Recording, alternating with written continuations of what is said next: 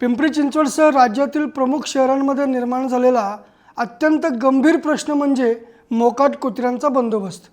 या मुद्द्यावर आमदार महेश लांडगे यांनी विधानसभा सभागृहात सामान्य नागरिकांची भावना मांडली।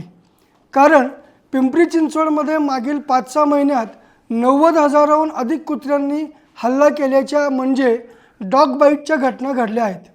या मोकाट कुत्र्यांच्या मुद्द्यावर काही कथित प्रवक्त्यांनी लगेचच अकलेचे तारेही तोडल्याचे दिसून आले।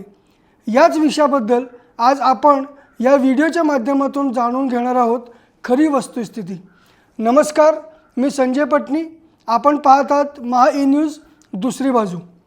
पिंपरी चिंचवडसह राज्यातील प्रमुख शहरांमध्ये निर्माण झालेला मोकाट कुत्र्यांचा बंदोबस्त करण्याच्या मुद्द्यावर आमदार महेश लांडगे यांनी विधानसभा सभागृहात सामान्य नागरिकांची भावना मांडली।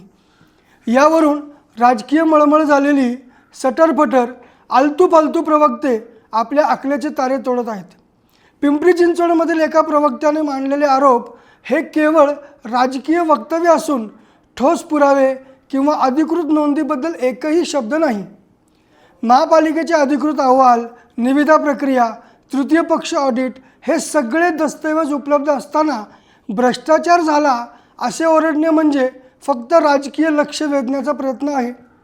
भटक्या प्राण्यांची वाढ ही राष्ट्रीय पातळीवरील समस्या आहे, ती कुणा एकाच पक्षामुळे होत नाही। भटक्या कुत्र्यांवर नियंत्रण हा महानगरपालिकेच्या प्रशासनाचा सतत चालणारा तांत्रिक व कायदेशीर विषय आहे। कुत्र्यांना पकडणे, त्यांची नसबंदी, लसीकरण, पुनर्वसन हे सर्व कायद्याने ठरलेली प्रक्रिया आहे। ही प्रक्रिया थांबलेली नव्हती याचे पुरावे PMC व PCMCच्या अधिकृत अहवालात आहेत। कोरोना काळातील नसबंदी शक्यच नाही म्हणणे म्हणजे प्रशासनिक प्रक्रियेची अज्ञानता आहे। कोरोना काळात अनेक अत्यावश्यक सेवांना परवानगी होती, प्राणी कल्याण व शेल्टर व्यवस्थापन त्यात मोडत होते। संपूर्ण देशभर नसबंदी मोहिमा थांबल्या नव्हत्या, त्यामुळे कोरोनात नसबंदी शक्य नाही हा दावा आधारहीन आहे।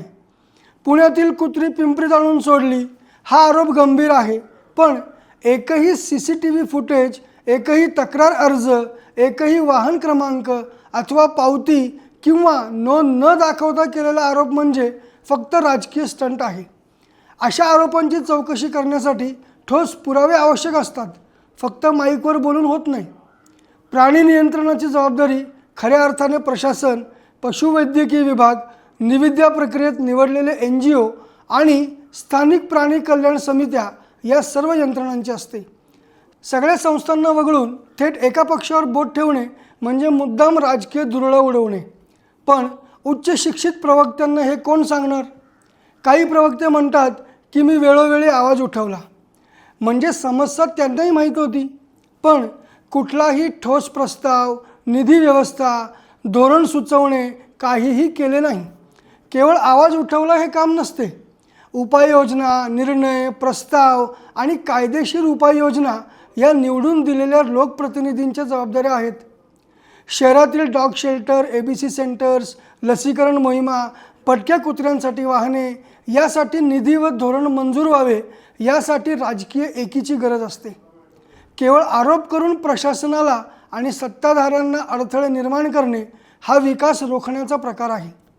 तुर्तास काही राष्ट्रीय प्रवक्त्यांनी मांडलेले मुद्दे म्हणजे पुराव्याविना, प्रक्रियेची माहिती नसताना आणि राजकीय हेतूने अतिशयोक्त आरोपांच्या स्वरूपात केलेले आहेत। भटक्या कुत्र्यांची समस्या सोडवायची असेल तर राजकारण नव्हे, धोरण, तंत्रज्ञान, निधी, प्रशासन आणि सहकार्य याची गरज आहे। धन्यवाद।